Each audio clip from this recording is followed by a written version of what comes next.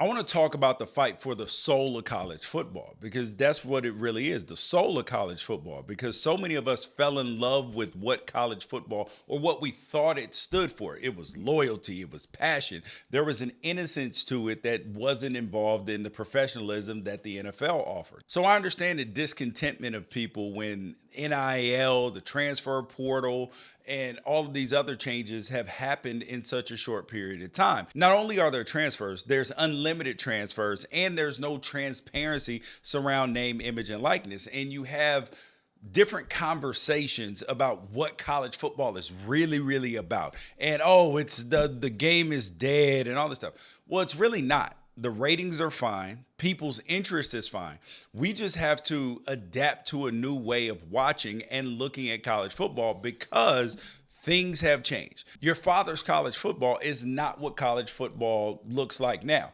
And it's really frustrating when you have the people who are gatekeepers of college football, partially the coaches and the athletic directors, who are multimillionaires complaining about the system when they've been the main people who have been the beneficiaries of that system. This week, you had United States Senator and Cancun enthusiast Ted Cruz host a roundtable to make it look like the government has any collective will or even any interest to address major college football issues that they had decades to preemptively handle. And this part isn't news because they've been at this for a while now. I even had to testify in front of the Senate Judiciary Committee like 4 years ago about name, image, and likeness and how there could be some guardrails put in place. And you know what came of that? The NCAA spent over $100 million fighting name, image, and likeness. And that's not even talking about the Ed O'Bannon case and the Austin versus the NCAA as well. But the major headline from the roundtable is that the GOAT himself, Nick Saban, took to the podium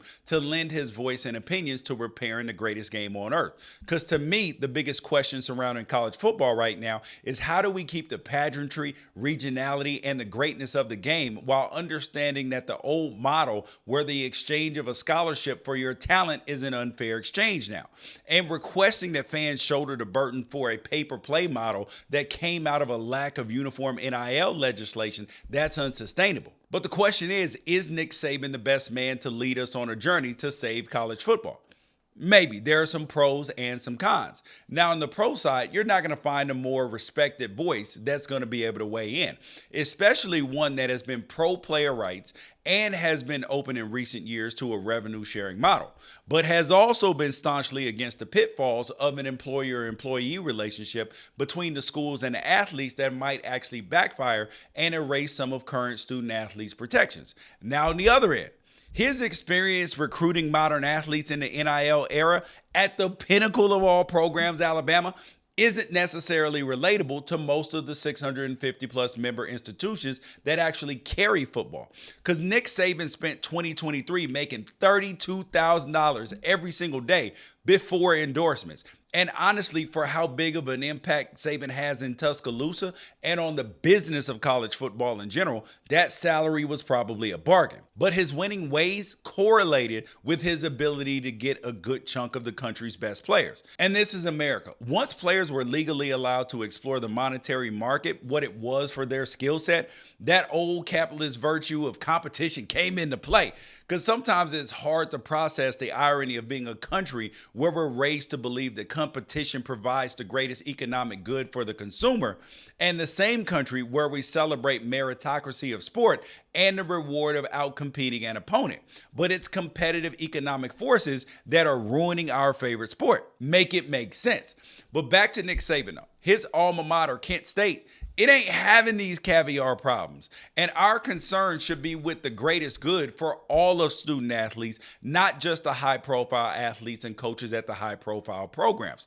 Because Saban might be the best and most effective voice on these issues, but he for sure is not the most relatable. And Nick Saban's sticking point about college football not being a traditional business because every penny generated has to be spent just doesn't hold water, especially when we know that those pennies got spent on him, his assistants, the business his boosters run, the administrator salaries, and the school facilities. Just because an operation carries a title of nonprofit doesn't mean that there aren't blatantly obvious examples of profiteering. And the kids aren't stupid. They see it. They see the cars their coaches drive, the vacations they take, the jobs jobs they leave for, the commercials they star in, and then the bonuses that they collect as a reward for the players on the field performing well that the players don't participate in. Now, the players have begun to hold up a mirror to the environment that they've been forced to participate in, and the adults in the room don't like the image that they're staring at. But none of the people that have been benefiting from the system for decades have volunteered at all to surrender any of the benefits that they've accrued in the name of saving the sport that they love. And the athletes see it too. Look, I have a lot of the same concerns that the coaches do. College football would be a better and more sustainable product if kids were able to worry about focusing on being developed at their school of choice by coaches that were incentivized to develop them instead of take whatever portal shortcut is available to increase their own odds at an immediate payday for themselves. But the system was broken before the players even had the chance to participate in it. And the only way forward is to bring players to the table, allow them to negotiate contracts, and share in the revenue their efforts help generate. And until we're ready to have that conversation, college football will continue to look like the auction draft, the same way that it always has been for the coaches and administrators that have never once complained about how it benefits them. So when coaches sit up here, name, image, and likeness, the transfer portal is ruining college football. How? Because it's coaches leaving that keeps the portal open. Every time a head coach leaves and goes to take an NFL job, a coordinator job, or a different job at a different school, nobody cares about the promises that were broken. Nobody cares about the buyout and the contract that was in place. No, they don't. And Nick Saban said, all the things that I believed in all of these years, 50 years of coaching, no longer exist in college athletics. Yeah, you know what else didn't exist 50 years ago? You didn't have $15 to $75 million golden parachutes for coaches that got fired. You didn't 50 years ago have coaches that had a good, solid job bounce into a lateral job because it paid more money. So we keep looking at the players as the problem, but the reality is the coaches, administrators, and the NCAA are the people that allowed this to happen. They knew with the new TV money and everybody's salaries going up that once states enacted NIL laws, you knew. And players figured out, they're building new stadiums. Coaches are getting raises. Everybody, it is a for-profit business for everybody except for the players. And the players are like, hold up, we're the ones who are out there on the field. And that's the most un-American thing that we've seen, is that everywhere else, in every other line of work, the people that have a hand in generating the revenue get to participate in the revenue. And there is freedom. And players transferring 3-4 times, is that good for them graduating? And is it good for them having some stable relationships and networking while they're in college, which is one of the best parts about it? No, it's terrible for it.